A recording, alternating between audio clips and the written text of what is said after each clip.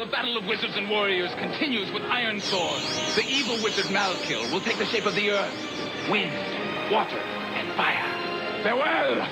The fate of the world is in your hands! You're listening to the Piercing Wizard podcast, and I'm your host, Ryan Willett. I'm a professional body piercer with 20 years experience. I travel around the world teaching technique and safety classes, and I'm a member of the Association of Professional Piercers. Listen in as I talk to my friends and colleagues about our industry so we can all stay sharp. Hi everybody, this is Ryan and Lola, and we are podcasting from somewhere in New York State. We're on a little bit of a road trip right now from Precision Body Arts. We're traveling up to meet the Leroys for a lovely guest spot that we've been invited up to do, so very excited about that. And we thought that we would use the time to record a little conversation for you guys. We're driving safely, I must say. I have both hands on the wheel, and we are obeying the speed limit, and we both have seatbelts on, and our microphones are just clipped to our seatbelts, so we are being safe. So we were going to talk a little bit about multiple use or multiple function piercing rooms. So in the situation where you have a piercing room but you're using it for other services, or you want to use it for other services, and some of the implications from going down that route with your business. But first, we're just going to update you about what we've been up to for the last couple of days. Lola's adventures in the United States have been going well. You've had 3 piercing shifts over the last week. Clients seem to really enjoy getting pierced by you. A couple of them have driven quite a distance to get some stuff done by you, which I always think is really cool. Yeah, it's definitely gives me a weird sense of what's the word? Where you feel a bit underwhelming. It makes me feel like I'm not quite grand enough for someone to make that kind of a journey. But as long as they're leaving happy with what they wanted, then I guess it's a successful trip. We went on a nice nature walk yesterday, and you got to see several New England creatures. Do you want to give us your critter roundup? Yes. So I'm from Scotland, and it's a Wait, you're from Scotland? Yeah. Okay. I'm from a very beautiful country, but there aren't a lot of critters in Scotland. For the amount of greenery that there is, you'd be surprised how few kind of animals there are compared to here. So like, for example, chipmunks, we don't have wild chipmunks. If you wanted to see a chipmunk, you'd have to go to a zoo or something. So I saw a chipmunk in the park. They don't have chipmunks in zoos. They do. Oh wait, we just crossed over into New York. Yay! So I also saw snapping turtles. I saw 2 snapping turtles. One of them looked really grumpy, and I loved it. You got to pet a small dog. I got to pet a puppy, which was definitely a highlight of my day. So yeah, and I've been slowly making friends with and building the trust relationship with the squirrels in your back garden also. So very, very wholesome stuff that we get up to when we're not working. While you are enjoying wildlife, I have been trying to work on my next video. It's going to be about a double eyebrow piercing, 2 eyebrow piercings on one side next to each other, and that alone doesn't have a lot of meat to it with the subject. So I'm including some different exercises about tissue bracing and pressure marking and some other stuff. So it should be pretty fun. And while I was making it, or while I was starting to make it, I put out a little message on Instagram in my story saying what kind of questions would you have for eyebrow content? And I got a lot of questions related to eyebrows. So we're going to record this episode now about different functionality in the piercing room, but I think maybe on the way home, the drive home from New York, we might record an all eyebrow all the time episode and go over all those questions. Now you say something. Sometimes you just finish talking and I just think that was a nice story, and I forget that I'm in the conversation. You're also here. I'm also here, and I'm going to be fully supportive of the eyebrow video and the future eyebrow podcast that we'll do. I'm on board 100%. Good. It would be really weird if we recorded it and then you were like, you made a campaign for people to never ever listen to it or something. I'm not going to campaign for anything. So, how do you want to get into the subject? Because we've been having our private, piercer one-on-one conversations about this subject and the things that kind of put this subject on our mind. So, how do you want to start to tackle it?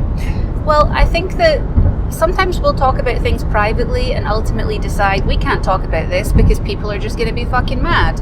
And then we kind of think about it for a while and see if there's a way that we can approach it that doesn't make people super mad. And then eventually we come to acceptance where we cease to care that people are mad. But we basically wanted to talk a little bit about multiple function piercing rooms. So these are just some examples I'm going to give out. And I'm not saying that I'm for or against these examples, it's just to put it in your mind. So say you had a piercing room that you also tattooed in, or did laser removal in, or tooth gems, or barbering, or manicuring, or waxing, or cosmetic tattooing, this kind of thing. And it's getting to be more of a commonplace thing to come up, partly due, I think, to people looking to diversify their skills, which isn't a bad thing, and also partly due to there being a bit of an economic downturn and people looking at new ways to bring revenue into their businesses and try and maximize the earning potential of the space that they're renting. So that's really what we're talking about here, just to put it in your mind. Yeah, and I've had businesses that have evolved over time. My first store was really small. It was just enough space to have one tattoo room and one piercing room, and then quickly I realized there are so many things that I want and need. Those became my long-term goals. So when I moved to a new facility, then it was like, okay, we're going to have several tattoo rooms, like dedicated tattoo rooms. We'll have our dedicated piercing room. We'll have a dedicated processing room. Then maybe some office space, some waiting space, some jewelry space, things like that. And then that business, same thing, grew out of it eventually, moved to my building that I'm in now, had that same kind of wish list of like, these are the things I've always wanted. I did that, and I tried to give myself maybe a little bit of extra space that could be like flexible workrooms. Like as a good example, on my first floor, it's all piercing only, and then tattooing was all upstairs. So we had a dedicated processing room, and we had 2 dedicated service rooms. One of them was our main piercing room. We never needed to have a second active piercing room, so that became my scarification room, which is piercing adjacent. It's in the body piercing, the body art world, but it's a completely separate service from body piercing.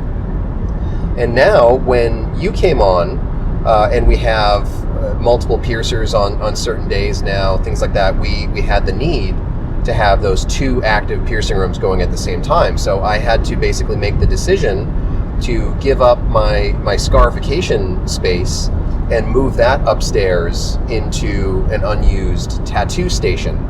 Scarification is very similar to tattooing, a lot of the same like hygienic concerns, so it was a pretty easy transition for that. But I could see if I didn't have the space, I would have that conflict of like, well, can't I just use it for both? Like I'm careful for both services, so why can't I use it for both? So that kind of started an interesting conversation. We've seen other piercers online, maybe asking questions in forums of like, hey, I'm a piercer, but I want to start offering this. Can I use it in the same space?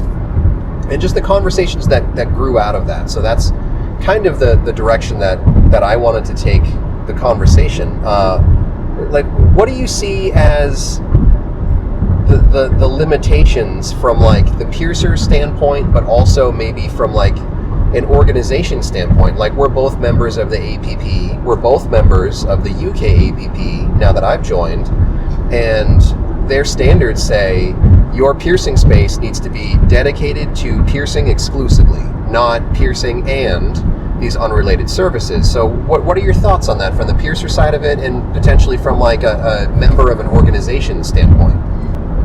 I think that it's our responsibility as consumers, when we're having any kind of a personal service done, to look into the premises where you're looking to have that work done and satisfy yourself that it's being done to a high standard. I do think that we have a personal responsibility when it comes to who we let touch our bodies and how and where and this kind of thing. As a piercer, I feel that if a colleague of mine was using their piercing room for more than one service, and they were using it for another thing that they were very competent at, say for example they're also a cosmetic tattooer, or they're also doing laser removal, at a professional level, I would have zero problem with it. Like, I have no problem with it whatsoever. I think if you're skilled at doing both of those things and you manage your space well, and you're able to offer both of those services at a competent level that they should be offered at, I don't think there's anything wrong with that at all. But I do think that to be a member of a professional organization where they specify dedicated piercing room only space, I do agree with that. Like, I do think that makes sense, and I put a lot of thought into it, and I have quite a few reasons as to why I feel that way. So on an individual level, I think it's absolutely fine. On a collective level, when it comes to representing a collective group and creating a collective standard, I do agree that you should have a designated piercing only space with nothing else going on in it at all. Yeah, I'll agree, because there's when you're doing piercing only in a dedicated piercing only space, it's pretty easy to have your environmental criteria, to have your checklist, to go through it and be like, yes, this meets the membership standards. So we can put our stamp on you as a member. You're upholding the same minimum standards as all other members. That makes sense. When you incorporate any other service that's not the thing governed by the standards of that membership in an organization, it creates a gray area. And loads of piercers out there will be responsible enough, mature enough, experienced enough to be able to manage that additional service to a similar high standard, but these standards have to exist so that it's removing a gray area. That's why there's a checklist for these memberships. It's, you need to have this, you need to have that, and you can go down a checklist and you can cross it off. If you're trying to say like, well, now you're going to be offering laser tattoo removal, now you're going to be offering microblading, now you're going to be offering tooth gems, now you're going to be offering hair services, aesthetic services, any other non-piercing services, that will have its own set of criteria for what's good, what's bad, what's a high-class version of it. Maybe if there are professional organizations for that thing, they might have wildly different hygiene standards. Like, as an example, barbershops, people who are cutting hair, they don't need to have autoclaves. They're not intending to work on broken skin, so they don't have to work to the same kind of hygienic standards and worry about the same kind of bloodborne pathogens that a body piercer might have to. There are going to be other services that might have very different chemicals involved, and will those potentially create a risk when they're exposed to body piercing and broken skin and needles, and then maybe the chemicals that body piercers are using to disinfect their surfaces. Some chemicals shouldn't interact with each other. Blah, blah, blah. But it just basically creates this gray area. And it's like, well, who is in charge of determining what is safe and unsafe on that gray area? And is it something that can be applied to all members of an organization? And I think the answer is no. So, like you're saying, maybe an individual can create an environment where they're offering more than one service safely. But as a member of an organization, I think you need to kind of simplify it into, this is where body piercers do their body piercing to this standard. Other services should have their own space for it. That's something where, I had to make the decision between convenience and professionalism, and I chose professionalism. I chose those high standards. So I do see other piercers talking about bringing in additional services, and it makes sense. Sometimes they do seem kind of like, fad service isn't really the right term for it, but if they're trying to incorporate something that's pretty different from a body piercing, like I do maybe have some concerns about it. So let's think it through. So when we talk about this, I feel like I can hear a piercer at home that maybe offers an auxiliary service, an additional service in that shared workspace going, what's the risk? Where's the risk in what I'm doing? Because they're doing everything properly. But what I think you have to do is stop for a moment and think, it's not about you, it's about everyone else. It's about that spectrum of quality that permeates all different services. So we were talking about risks that might be prevalent in other types of work that we're not familiar with. Recent example from last winter in the UK, there was news reporting on a ringworm outbreak in barbershops where the tools weren't being disinfected in between clients. I had an instance a couple of years back where I went to get my nails done. You were actually with me when this happened. My cuticle got cut open with those little cuticle bastard scissor things, which can happen. And the place that I was in obviously had absolutely no training or idea of how to manage that. So they then proceeded to spread my blood all over everything. And then when I freaked out and was like, hey, you can't do that, you can't use those tools on other people, they then asked me in front of the whole salon why is there something wrong with my blood. Right, I remember that. That was a really crazy bananas moment. So like there's this whole spectrum of quality, and the thing about it is the people who make the rules at the APP or UK APP, they're experts in piercing.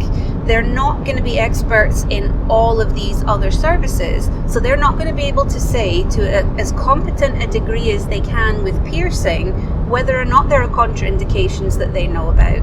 So it's not just, okay, can the rules be bent for me so I can do my extra thing? Everyone is going to want to do their extra thing, and it can't really be for us to judge what services are going to be safe and which ones aren't when we aren't experts in any of them.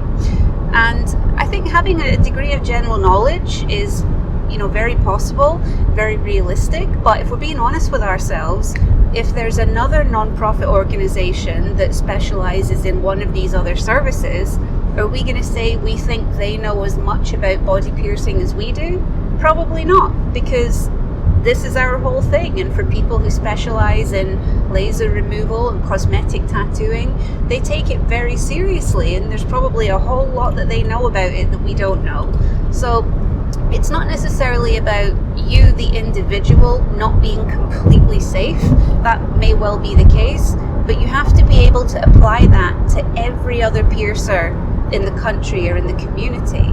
And this is another aspect of it that I keep coming back to, is we can really only verify the environmental standards of a property. I say we, I mean like in general. I'm not actually involved in any of that on the board or anything right now. I'm just a member. I'm just a worm. But say for example there are two piercers in the same town, and they're both members of a non-profit organization and both have the same environmental standards, but they're each also offering injectables, and say one of them is horrendously bad at it and the other one's amazing at it. I really feel like it wouldn't be long before the person who was amazing at it was complaining to the UKPP saying, how can you have membership to this other studio when they're doing this dangerous work, So I really do think it would just get used as ammunition for studios to be even shittier to each other than they already are, Well, another way to look at it too, sometimes piercers who have their personal financial vested interest, or a business owner with a vested financial interest in an issue, they might not see it the same way if they're like, okay, I want to add on something to my piercing business. But try to look at it the same way. Like, let's say that you want to add on microblading as a really good example. You want to add on microblading. Look at it in the inverse. Think of a business that's primarily offering microblading, and then they decide to add on body piercing. How hard would that make you roll your eyes? thinking like, oh, well, you know, I care so much about piercing that I'm going to do all this that you're not doing. Like, why is it okay for you to have the inverse of that? Of like, yes, I'm doing piercing and I have all this space dedicated for it, but now I want to take this extra bin of tools, of supplies. I want to use some of this countertop space for it. I want to use this working space for it. I want to do these other things that are not for body piercing in this space, just because I don't have another space to... There's a lane closure ahead. There's a lane closure ahead. I don't have another space to do those things, and I want to potentially make money off of it. So if you can take away the financial aspect of it, and you can still justify it, maybe that's one thing. But I think it kind of stops at the financial justification of like, well, why do you need to offer these extra things in your piercing space? Well, so like looking at the financial side of things, this is again, it's part of the reason that I don't have any problem with individual piercers deciding how they want to manage their space. It's literally their space, it's their business. You know, how they control and manage that and whatever they want to do to maximize the revenue for that space, as long as they're doing it safely, I don't have any problem with. But the fact is, it is a choice. It's a business choice where you're deciding, I want to squeeze an extra mini business in with my current business to generate more revenue. Like, that is a choice that you're making. And then you're deciding, I don't want to move to a bigger premises. I don't want to expand my current premises. This is fine for me. Like, those are all choices, and they're perfectly fine choices to make. But that can mean that, at least for the time being, that membership to an organization isn't going to be possible, because sometimes it's just not possible to tick every single box, and you have to make decisions for your business that serve you best in the moment. Like, we both know several body piercers who are absolutely amazing body piercers, world-class piercers, who either aren't currently or have never been members of a membership organization for their business. Driving over this bridge is making my balls suck up into my body. Look how pretty.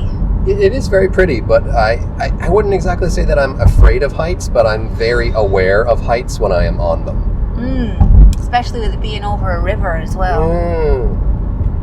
Yeah, you know, like I have piercer friends who offer more than one service in their business, and they offer it really well, but they have their dedicated spaces for those services. Like, I have friends that do piercing and massage, or I have friends that do piercing and laser tattoo removal, but they're doing them in separate spaces when they have their piercing area as part of APP membership. So I think that, again, it comes down to a lot of people when they're told no, they often hear "fuck you." Like, when you love swearing. No, I think that's accurate. I think a lot of the time people take rejection as a "fuck you." Yeah. You're not good enough. You know, you don't meet this standard. You can't do this. They take it very, very personally, and I think that that's, again, not something that's great for your well-being, and it's also not great for your business's well-being if you're not able to look at things and separate yourself from those situations and feeling that way. I do think some people, when they're told, oh, well, you can't join under these current conditions, they do take it more personally than they necessarily should.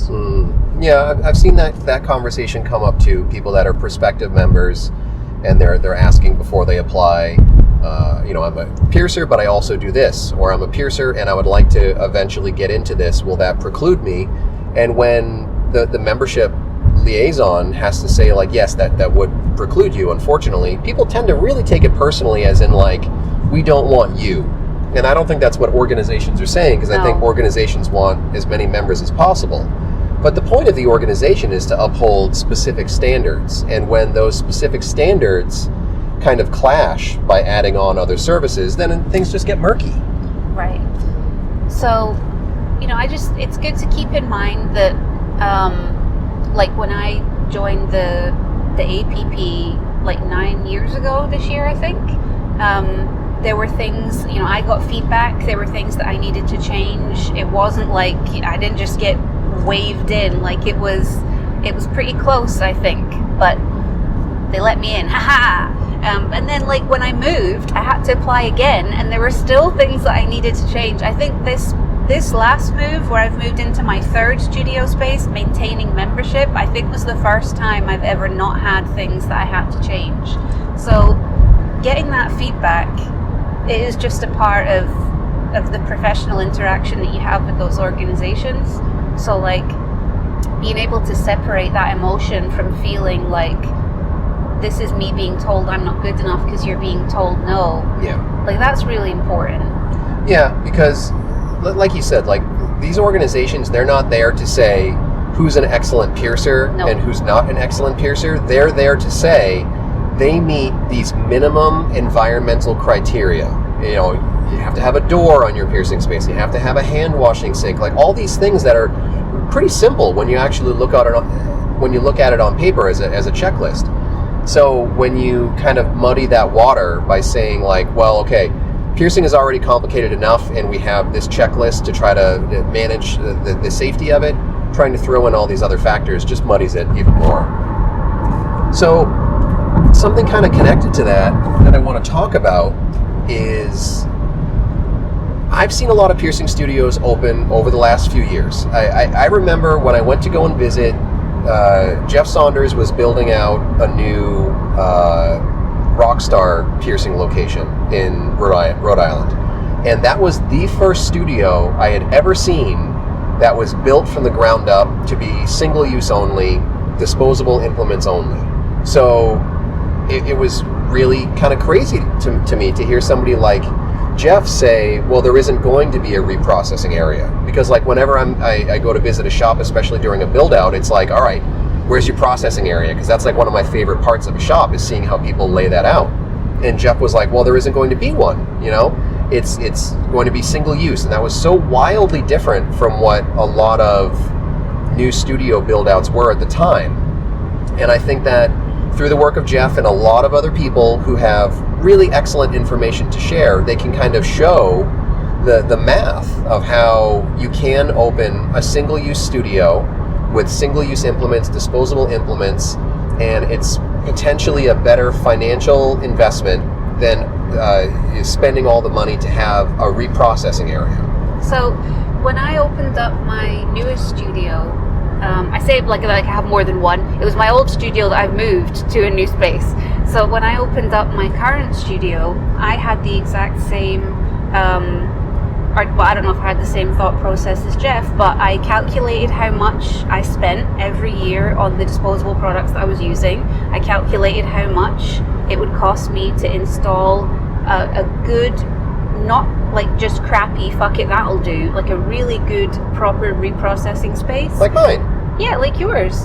And then I also looked at how long my lease was, and it just kept coming back that I wouldn't have paid off the reprocessing space compared to the disposable product usage. By the time the lease even ended, it wouldn't have cancelled itself out, basically. So it was just purely a financial decision. Yeah, like when I first started my business, like I said, one space for tattooing, one space for piercing. If you notice, I did not mention and a space for reprocessing because I had no idea at the time. That was 2000. I was a 20-year-old opening a studio, and I didn't know what I didn't know. Then my second studio, it was a priority to have a reprocessing space, and that's when I had 3 tattooers at the time, and that was before the whole like rise of disposable tattoo tubes. So it was processing tubes and processing piercing implements and all this stuff. Now in my current studio, I have this multi-stage processing area. I have like kind of like a mini room within a room for like the decontamination process, and then I have my autoclave area and all these things. So I'm really happy with my processing area, but it was probably like a $10,000 investment, and that's not the most expensive processing room I've ever heard of either. Like you can spend so much money on a processing area depending on your workflow and the demand and how much business you're doing and how often you need to process and blah, blah, blah. So it does make a lot of sense for newer businesses, startup businesses, piercers that are earlier in their career to maybe start with something that's like a single-use, disposable type business model. Makes a lot of sense. But now I'm starting to notice more and more studios who are getting a few years in, 5 years in, and realizing that they might have some limitations on what they can safely do in a single-use studio, in a studio that doesn't have any space designed and dedicated to reprocessing. And that's not just implements, but that's also jewelry. Worn jewelry is, I would argue, more challenging to properly decontaminate than used implements. When we're using used implements in my studio, they're going to go from the piercing service immediately into processing. So they're going to go into an enzyme foam bath to prevent, to inhibit the growth of biofilm on the surface of that tool. Makes it relatively easy to continue the decontamination process when it moves into the processing areas of my studio. But body jewelry, a lot of times, is not going to have any of that processing once it's worn. A lot of times when people wear jewelry, when they remove it, it might have some biofilm on it, it might have some crusty buildup on it, it might have some gunk on it. It's probably just going to go into a baggie or a box or a drawer. And then if you want to try to decontaminate that in a studio environment, it gets pretty challenging. I would say that it is a pretty significant health risk if you don't have the right equipment and the right space, the right PPE to manage that kind of reprocessing. So I have noticed other piercers bring that issue up in forums lately where they're saying, I'm a single-use studio, I'm a disposable studio, I want to be able to reprocess worn jewelry for clients. So that opens up a whole issue for me. So what does that spark in your mind when you hear it kind of laid out that way? So I don't have a problem at this point in my career telling clients no if the answer is no, or if the thing that they want to do is so out with the realms of possibility or the safe scope of what my business does. I don't have any problem saying, sorry, I can't help you with that. As a disposable studio, I really try and limit my reprocessing to broken items that are being reprocessed so I can send them back safely. And to do that, I will set up an all disposable setup in a designated contaminated space for that purpose. But even then, it's a pretty full-on thing to have to decontaminate and reprocess a worn piece of jewelry so that I can send it back to be repaired. And even then, that's only the very, very most expensive, fanciest pieces of jewelry. If it's a piece of titanium jewelry, I might just give them another one, and just bin it. So this is what I'm talking about when I say there's a risk-reward ratio when it comes to offering some of these services that is so skewed that if you're thinking, oh well, I want to be able to do this for my clients, it's like, okay, spend £10,000 installing a clean room then. But realistically, it's not going to be worth that unless you're wanting to charge a substantial amount of money from your clients, which you probably don't want to do and which they're probably not going to pay. And anything less than that is going to be putting your workspace at risk and putting your other clients at risk. Ultimately, so you could just be the nice guy and do the thing. And I like to think I'm a nice guy, but I also have pretty hard limits on stuff that I will and won't do now. So for example, I anodize a lot of things. It's a service that I've offered for a long time. Clients really enjoy it. And while I'm aware that you can re-anodize jewelry, it's not a service that I offer because I don't really want to, for either for free or for a very small amount of money, be taking a worn piece of jewelry into the back and just making a disposable setup every time somebody wants something to be re-anodized just because it's convenient for them. Because I feel like every time I'm doing that, I'm putting myself at risk, I'm putting the workspace at risk, because fundamentally it's not designed for that. So I even feel sometimes uncomfortable that I'm even doing it for breakages, which is why I try and limit it to what I feel is absolutely essential that I offer, and that's it really. One day, I've had these rumblings in the back of my mind. I just don't know how to put it together yet. One day I would like to make at least a podcast about biofilm so that piercers better understand it and better understand the risks that it brings into a studio. I've seen loads of piercers just like, oh yeah, what's the problem? I'm just going to take somebody's jewelry, and as long as I throw it in a pouch, I can just autoclave it, and then I don't have to worry about it. But you want to think, like, if a person wears a piece of jewelry for any extended period of time, let's say longer than 1 day, it's going to create a layer of biofilm covering the jewelry in the same way that your teeth will have a layer of plaque. You can brush it away, but it's going to immediately start to build up again. Your teeth can get fuzzy after just a day of not brushing your teeth. Biofilm can grow in a similar way on body jewelry. So if you have a worn piece of body jewelry, even if you can't see it with your naked eye, it will be completely coated in a layer of biological debris. And if you expose that worn jewelry to the insides of your equipment, to other items that aren't properly decontaminated, aren't fully disposable, things like that, then you're potentially creating an infection risk for other staff members and other clients in your space. So for decontaminating jewelry, I look at that as one of the most complicated processes that I can do in my studio, and that means it takes a lot of time.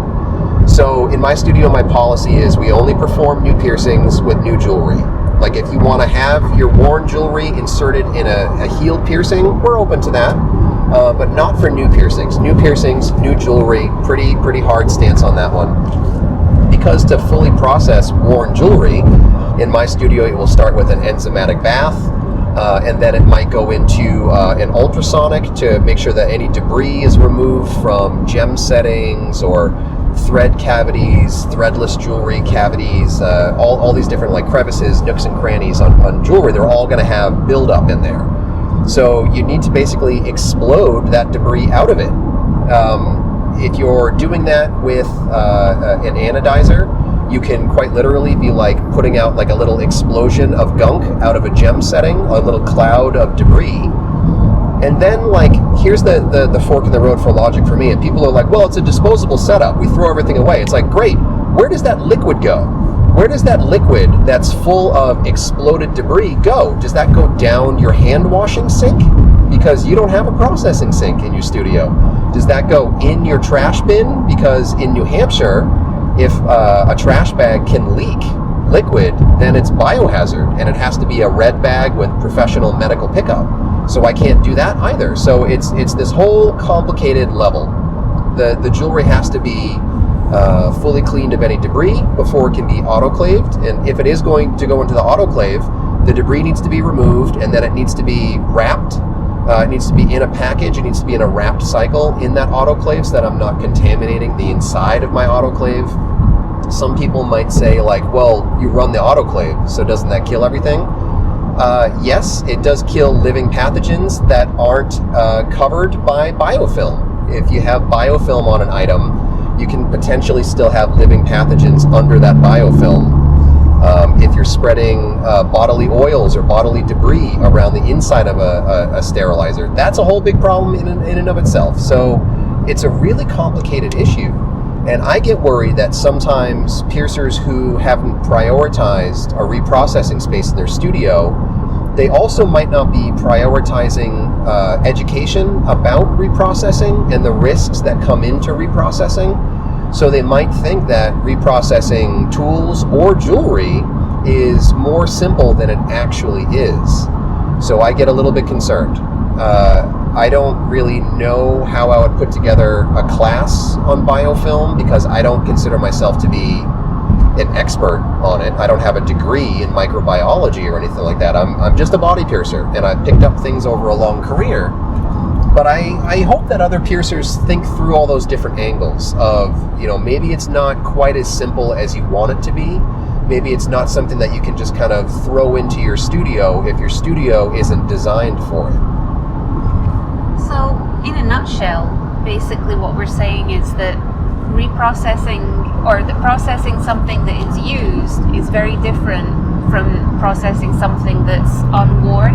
And I think clients just often, they're not aware of that, they don't understand it, and the first place their mind goes to well, I bought it from you and you sterilized it the first time. So even just having that little bit of an explanation to give them can help kind of explain to them and let them know that you're not just being a jerk, like you're not just being unreasonable, but that it's a different process. There's a different level of risk for you, for your other clients.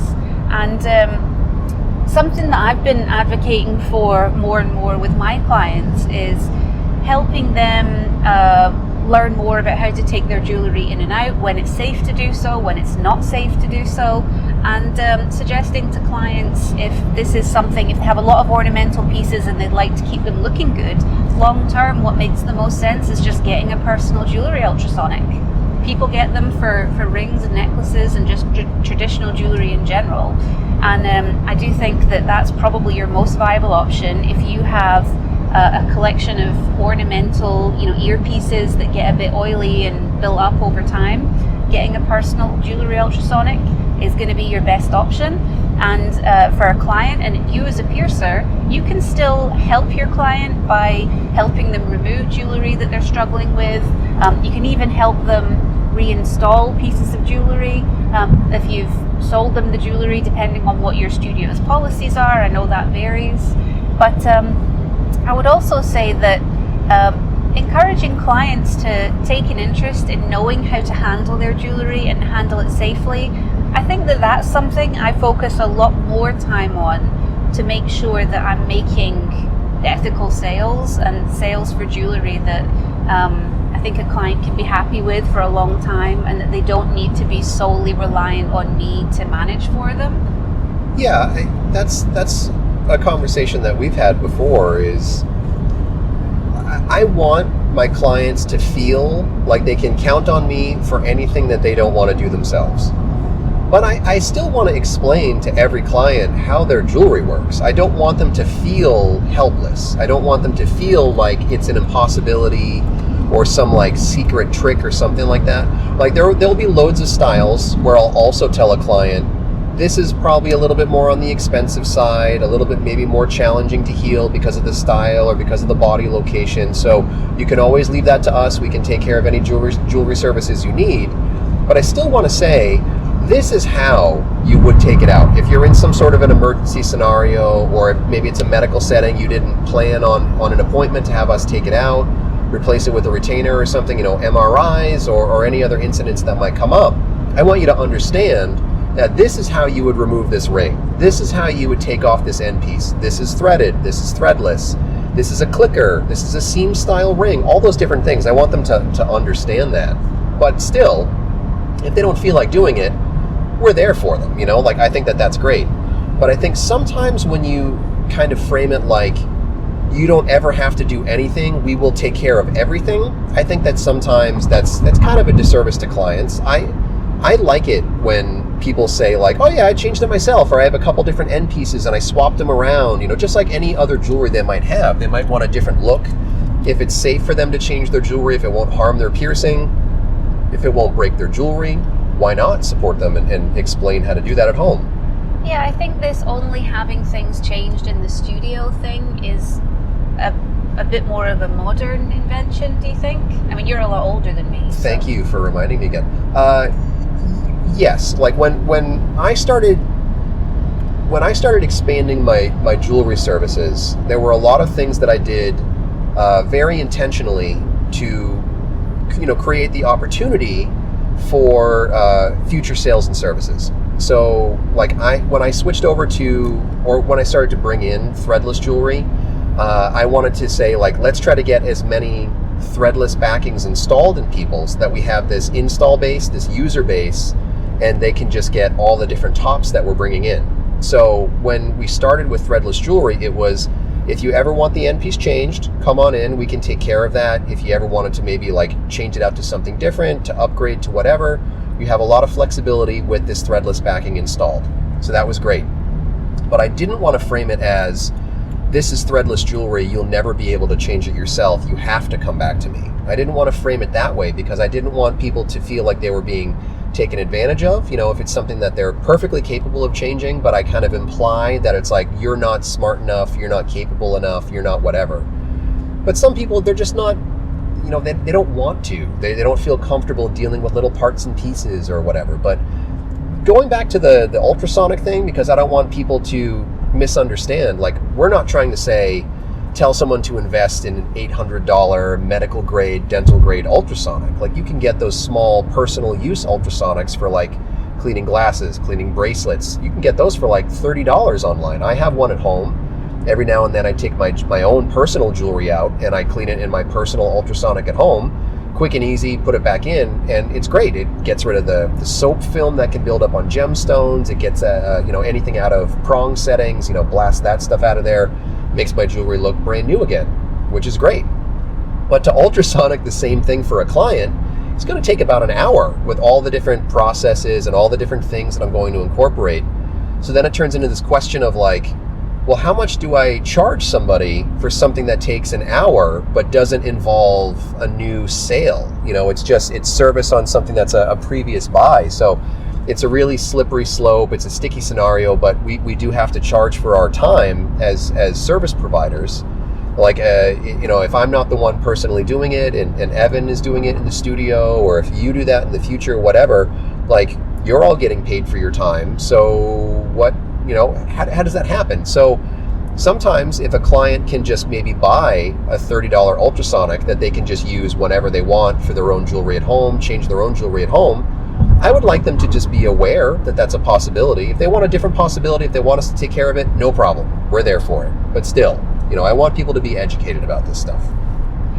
Yeah, I would much rather talk to the client and just try and support them learning how to handle their jewelry carefully. And if it's something that they're either not willing to do or not able to do because of issues with their dexterity, or just having that muscle memory to be able to put stuff in, it can be very, very tricky. I'm still happy to do that with people, but I think moving the jewelry cleaning from the studio environment to their home environment, where they're not going to be putting anyone else at risk, does make the most sense.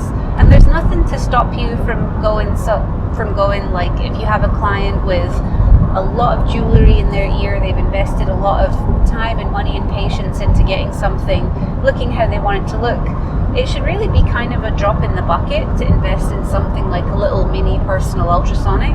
And you can even say to them, why don't you invest in a little plain set of titanium beads or something, so that we can put on your plain beads, you can take all this stuff home, clean it, ultrasonic it without having to be there with nothing in your ear. Like, you could do something that would facilitate your client feeling secure that they weren't going to lose any piercings, and that there's going to be something else in the meantime.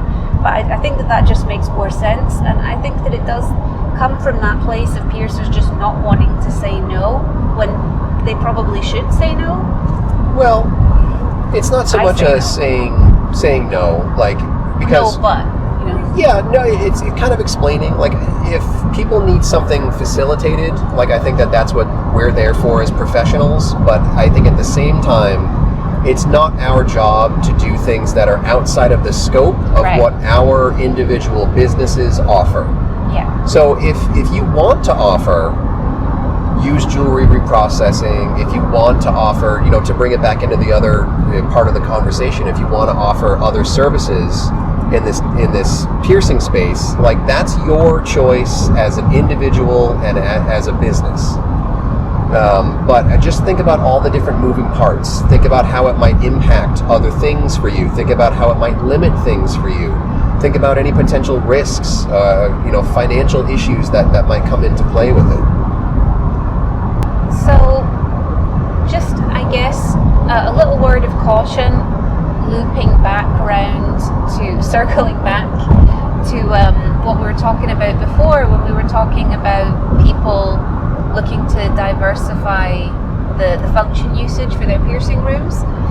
I know that this isn't exactly the best time economically for most of the world, and at times like this, especially with the black cloud looming over us of tariffs and all kinds of other things going on that are getting everybody up into a stress, it's really easy in those moments to panic and think, I'm going to start offering this thing, you know, and try and turn your attention towards something else. And I'm not saying that, you know, there wouldn't be any benefit or it's no good for you to look at diversifying your skill set. There's nothing wrong with that. But just be cautious of jumping into a new project that you think is going to fix this problem, that's going to put a band-aid on this problem. I think this is something that we're all having to ride out together. It's something that we should not make any major decisions based on, because circumstances are changing every day, like not even every week or every month, but every day. So right now I think it's quite a bad time to be making rash decisions or decisions motivated by fear of things being quiet. I think right now is the worst time to do that. If you want to do something extra because you love it and it makes you happy, and you think that it could seriously be a benefit, then go for it. But definitely don't panic and start thinking, I'm going to do tooth gems and it'll all turn around. You know, like, don't do that. I mean, like, I don't want people to do tooth gems to think I'm having a go at them. Do the tooth gems, make the world a sparklier place, however you see fit. It's just an example. So, you know, if that's something that you do, great. But if right now you're just thinking about other things you could offer, definitely don't put any money at risk or any substantial amount of time at risk diving into another project because you feel threatened by what may or may not be coming, if that makes sense.